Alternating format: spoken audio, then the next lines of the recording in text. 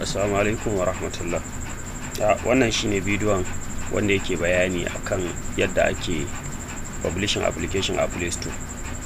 Tashin farko zaka mallaki console account wanda yake sai ka biya kudi dala 25 kafin ka samu damar mallaka account din. So bayan ka mallaki account din sai next abinda zaka yi, zaka shigo dashboard naka. Nan inda ake gani nan shine dashboard na shi console account naka. So haka ba tare da bata lokaci ba sai ka taba create app. In ka taba create app zai kawo ka nan. A nan wajen suna application ake so ka sa. So bayan ka sa suna application sai ka zo nan ka zaba shin application ɗinka game ne ko kuma app ne, sai ka taba application ne misali, tunda mu namu application ne wanda za mu yi aiki da shi, za mu yi tutorial din da shi. Banda wannan nan wajen baka da bukatan tabawa, sai ka yi scrolling down. In kai scrolling zaka gani nan wajen free ne ko paid, wato na kudi ne ko kuma na kyauta. Idan na kyauta ne sai ka sa free, na kudi ne sai ka sa paid. Sannan kuma nan wajen sai kai ticking din duka waɗannan abin nan din, dukkan su sai kai masu tick kamar yadda aka gana yi. Sannan sai ka sa create application. To bayan mun sanya create application ga inda zai nuno mana nan wajen. Dan ya nuno mana nan wajen sai mu scrolling down. Gashi abin da suke gaya mana cewa we are experiencing longer than usual review times. Suna dan daukar lokaci saboda da application din da ka sanya sai an tantance shi, an ga ya dace, yayi daidai, babu abin da bai dace a cikin shi ba, babu kuma kayan da ba naka ba ka dauko ka cusa a cikin application ɗinka. In sun tabbatar yayi sai su sake shi.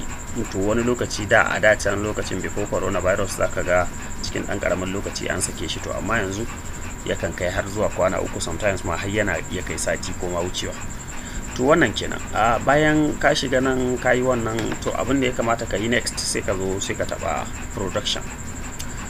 Idan ka taba production zai kawo ka nan kamar yadda ake gani. A nan zaka sa create new release. In ka sa create new release zai baka dama ka yi uploading na, sai ka sa continue a nan wajen. Baka da bukatan yin wani dogon bayani. So idan ka sa haka sai ka zo sai kai scrolling down nan kamar yadda ake gani, zan yi gashi. So idan kai scrolling down kamar yadda ake gani gashi nayi, sai ka sa nan wajen baka da bukatar cika komai, kawai zaka sa upload ne. So idan ka sa upload, dama kana da APK ɗinka ko kuma AAB Android application bundle, kana da shi saved a cikin computer ka ko a cikin wayarka, depending on the device da kake amfani da shi. So sai ka dauko application din sai ka saki. A nan baya nuna percentage, amma idan ka ga yana wannan progress bar din tana juyawa, to kenan yana tafiya. So yanzu za mu dan bashi dama ya gama uploading. Yawa kamar yadda ake gani gashi ya nuna mana 1 APK uploaded, wato yanzu mun yi uploading kenan, mun yi uploading application guda ɗaya. So anan wannan release name din ba dama ba mu za mu cika shi ba, idan yayi uploading shi da kanshi zai cika shi automatically. Anan wannan shine za mu cika shi, kuma anan wajen za mu goge wannan, iya wannan ne sai mu rubuta abin da muke buƙatar rubutawa. Misali nan zaka rubuta duk wani abu da kake ganin application din is strength da application din, wani gwaninta na application din. Kamar yanzu misali sai ka ce is completely offline, wato baya amfani da data.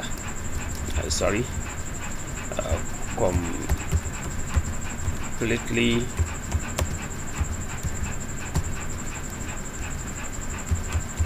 offline. Sannan kuma low ads, bai da talloli da yawa masu bata rai. Sannan kuma maybe mu ce low weight, bai da nauyi sosai, bara mu ce low weight ba, amma dai saboda application din ya kai MB 100 ba za mu ce mashi low weight ba. Anyway dai ka samu abin da za ka rubuta wanda kake ganin zai abin. So gashi mun rubuta completely free saboda application din na kyauta ne. So bayan mun yi wannan sai mu zo sai mu taba save. Ga save nan wajen. So idan muka yi save, yawa to gashi yanzu mun yi save. To in muka yi save sai mu koma nan production din nan dai still sai mu clicking din ta. Idan muka yi clicking din shi sai mu clicking akan wannan country.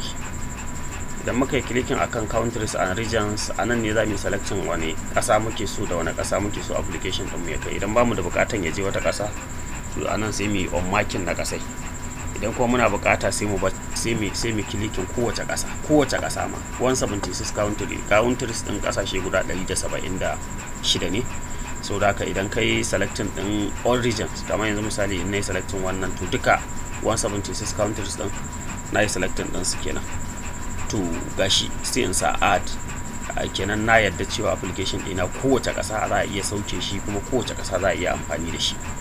To bayan na yi wannan, next sai in shiga cikin store presence. Zan yi scrolling down, gashi store presence, a nan sai in shiga main store listing. Idan na shiga main store listing, a nan zan sanya screenshot na application ɗina. Anan akwai abin da ake cewa short description da full description. Short description shine wani dan guntun bayani game da application ɗin. Gaba ɗaya kana da character 80 ne, so da haka ba dogon wa'azi ko dogon bayani zaka ci gaba da yi ba. Saboda haka kawai sai ka rubuta shi, gashi mun rubuta short description. Muna da buƙatar long description. Abin nan full description shine cikakken bayani akan application ɗin, shi ma gashi mun abin nan ba za ka iya wucewa ba, dole sai ka sanya su. So bayan mun sanya su sai mu scrolling down. Anan za mu sanya app icon, wato icon tambari ko kuma logo na shi application ɗin kanshi. Anan ga abin nan din mu nan, ga logon mu nan. Logon yana da ka'ida, dole ya kasance 512 by 512, dimension din shi kenan 512 faɗi da tsawo. So da haka idan bai kai haka ba ko kuma ya wuce haka, to ba za su yi accepting ba. Bayan ka yi wannan sai ka shiga picture graphic. In ka shiga picture graphic, a nan za ka sa upload. Shi ma yana da doka ga namu wanda za mu yi amfani da shi. Shi ma a ka'ida 1024 by 500, faɗi ya kama 1024, sannan kuma tsawo ya kama 500.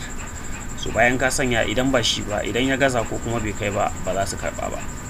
Sai nan wajen bidiyo, idan ka yi wani bidiyo tutorial yadda ake amfani da application ɗin naka, to za ka uploading ɗinta ne a YouTube. Sai ka ɗauko YouTube abin nan link na ita bidiyo ɗin, sai ka zo sai ka pastan a nan wajen. Idan babu sai ka kyale shi, saboda ba dole bane. Abinda kaga an yi ma star aesthetic ga ta nan wajen, in kaga an yi star ɗin nan, kamar yadda kake gani, duk wanda kaga an yi ma star, ga star nan wajen, kamar yadda kake gani. So duk wanda kaga an yi ma wannan star ɗin, to shi ya zama dole, sai ba a wucewa sai an yi shi. Kenan wannan upload na screenshot ɗin dole ne. To ka tabbatar ka tanaji screenshots din da kake so ka yi amfani da su kafin ka fara ma upload din.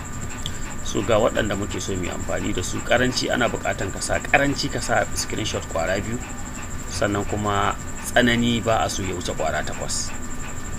Saboda haka mu za mu sanya kwara 5, mun wuce karanci ba mu kai abin nan ba mu kai 8 din ba. Depending on yadda kake buƙata, in kana buƙata kana iya sa 8 din. To amma dai mu za mu sa guda 5 ne, ga su mun sanya. So bayan sun gama hawa, sai ka zo nan wajen. Shin wannan yana nuna yadda application ɗinka yake displaying a cikin waya. To a cikin tablet kuma fa, to instead of sai ka yi screenshot kuma ka nemi tablet ka yi screenshot ita ma ka sanya, a'a, ba sai ka bata lokaci ba. Sai ka maido wannan abin nan ɗin da ka yi amfani da shi, picture graphic ɗinka, kawai sai ka sanya shi. Shi ma ana iya sa har guda 8, amma shi karanci a sa kwara 1 ne ko guda 8. To shi ba dole, sai mu wuce shi mu sa 1 kawai. Nan ma muna iya sa 1 kawai, shi ma za ka iya sa har guda 8. To amma dai shi ma tunda ba dole bane, sai mu sa 1 kawai mu wuce. Muna so kawai mu wuce ne. To a wannan kenan, yanzu mun gama da main store listing, sai mu sa save. So bayan ka yi saving, sai ka shiga store settings. Gashi shi ma a ƙarƙashin store presence din ne. A nan wajen, in ka yi kuskure can application ɗinka game ne, amma kai kuskure ka sa app, ko kuma app ne ka sanya game, to anan za ka iya gyarawa. Sai ka gyara, sannan kuma nan category sai ka duba.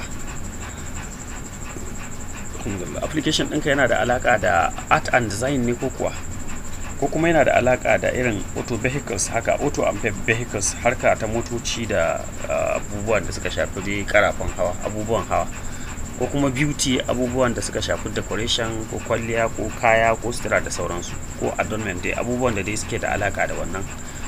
To kai mu namu yana da alaka da education ne. Idan naka na irin na ban dariya ne ko fina-finai ne sai ka sanya entertainment. In news ne kai scrolling down zaka ga news. Namu yana da alaka da education ne, saboda haka gashi mun zaɓi education. Sai mu ci gaba. So idan muka zo nan za mu sanya email address ɗinmu, shi ma ba za mu iya wucewa ba har sai mun sanya shi. Saboda haka ga email address mun sanya. So bayan ka sanya email address, anan ma ana bukatan website naka. Website naka shine dama ya zama kusan kamar in ce ya zama wajibi ga mutumin da yake harka irin wannan, ya zama cewa yana da blogger, ko da blogger site ne wanda ba wani abu yake yi da shi ba, kawai yana yin amfani da shi ne a wannan wajen. Idan an zo an ce a sanya website sai sanya shi. To gashi sai ka sanya, ko da ba sai an sai mashi domain ba dole sai mai domain ba. blogspot.com za a iya barin shi haka da default domain, ba dole sai an sai premium ba. To wannan kenan, wannan a bashi a tick yadda ya zo sai a wuce gaba. So idan aka wuce gaba sai mai scrolling down kamar yadda muka biyo ta nan. za mu scrolling down zuwa products. Idan muka shiga products sai mu shiga app pricing. Idan muna da bukatan, in application ɗinmu ba na kyauta ba ne, sai mu shiga app pricing. Gashi idan ka shiga anan ne zaka sanya ma application ɗinka kuɗi. Anan wajen make your app paid, wato kuɗin da application ɗin da sai an biya kuɗi sannan a cire a sauki. In kuma na kyauta ne to baka da bukatan abin nan, baka da bukatan shi, sai ka bar shi a haka. To daga nan sai kai ƙasa. Can ƙasa akwai app content, wato abin da application ɗin ya kunsa. A nan za ka shiga privacy policy. Kowane application dole sai yana da privacy policy, ko da ka sa a cikin application ɗin to anan ma dole sai ka sanya. Link ɗin kawai ake so sai kai amfani da wancan blogger site ɗin da na ce ka buɗe, sai kai hosting na shi wannan ɗinka, na shi privacy policy ɗinka. Sai ka kwafo link ɗin kawai, iya link ɗin kawai za ka kwafo, sai ka zo nan wajen sai ka yi pasting ɗin shi anan. So ga shi mun sanya. So bayan ka sanya shi sai ka sa save. Watakila tutorial na gaba za mu yi magana kan yadda ake creating shi abun nan ɗin, shi privacy policy ɗin. Blogger dai gaba ɗaya ina jin mun yi topic sosai akan harkan blogging. So sai mu baya. Idan muka yi baya anan sai mu zo wajen kan ads, sai mu taɓa start. Application ɗinka yana da talla? Yana da talla. Idan bai da talla sai ka sa no. To mu namu yana da ita, saboda haka mun yi selecting yes. Yanzu mun yi selecting, mun yi saving, kuma sai mu sa app content, sai mu dawo baya. App access sai mu shiga. Anan all functionality is available without special access, shi ma za mu zaɓe shi ne, sai mu sa save. Shi ma daga nan in muka yi saving yayi mana wannan green good ɗin, tick ɗin, sai mu koma baya. Content rating a nan wajen za mu yi questionnaire ne. Za su mana wasu 'yan tambayoyi game da applications ɗinmu, wanda kusan duk tambayoyin da duka nono ya kamata mu sanya. Nan za mu sanya email, wanda da shi ne za a sanar da mu cewa application ɗinmu an tantance shi, an kuma sake shi. Saboda haka gashi ina sawa. So gashi na sanya application ɗinmu kamar yadda na ce yana da alaka da education, saboda haka sai muka zaɓi education. Idan bai da alaka da education kai scrolling down zaka gani, idan social network ne ko na chatting ko na abu sai ka zaɓi wani abu wanda yake da alaka da wannan. So bayan ka yi haka sai kai scrolling down, sai ka sanya next. So idan ka sanya next, a nan wajen application ɗinka yana da alaka da wani abun da ya shafi hayaniya ko tashin hankali, sai ka samu. Yana da alaka da batsa, sai ka samu. Yana da alaka da wannan zage-zage, zagin ci ko cin mutunci, sai ka ce no.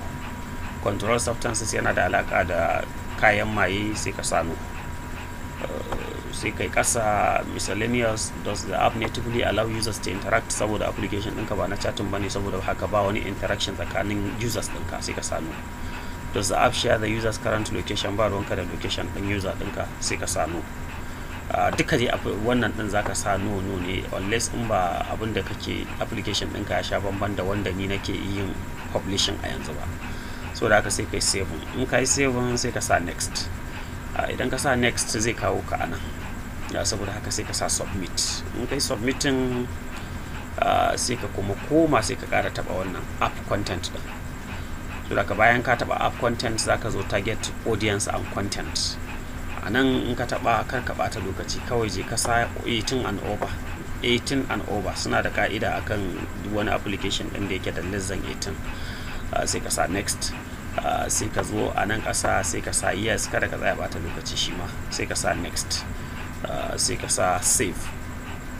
So gashi mun yi save. Ya yi mana green tick, sai mu koma app content. A nan sai mu news app, application ɗinmu na labarai ne. Idan application ɗinmu na labarai ne sai mu sa yes. Idan ka ba na labarai ba ne sai mu sa no. To application ɗinmu baya da alaka da labarai, don haka mun sa no. To bayan nan sai mu koma wannan app content ɗin da still. So yanzu mun gama da wannan shafin. Next abin da za mu yi shine mu saki application namu. Yanzu mun gama duk abin da ake bukata mun yi, saboda haka yanzu abin da ya rage mana mu saki application, su kuma su duba su gani idan ya dace da dokar su sake mana, idan bai dace ba su koro mana kayan mu gyara kuma mu sake maidawa.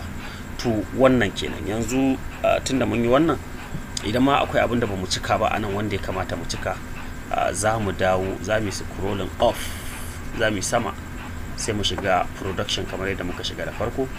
Ta inda aka hauta nan ake sauka. Kana buɗewa da production zaka fara, in ka gama kuma da production zaka gama. Saboda haka sai ka sanya edit release. Idan ma akwai abin da baka cika ba yanzu zai gwada maka cewa akwai abin da baka cika ba, sai ya gwada maka wajen, sai ka je sai ka cika, sannan sai ka dawo kuma ka taba still, ka taba edit release din. Yanzu sai ka sa review release, wato ka ba su dama su yi reviewing, su yi abin nan, su duba su gani application din naka ya dace da wannan ɗinsu. So baka da damuwa, don haka yanzu anan sai ka sa start roll out to production. Gashi suna magaya maka cewa idan kai haka to zai ba da dama cewa application ɗinka zai bayyana a Play Store, sai ka ce yes, ai dama kai abin da kake bukata kenan. So yanzu kamar yadda ake gani, za a ga har sun sanya mana application ɗin namu akan review. Gashi yana review, gashi akan review kamar yadda ake gani. Gashi nan wajen. Saboda haka wannan shine application ɗin, kuma gashi mun sake shi. Thank you very much and have a nice day.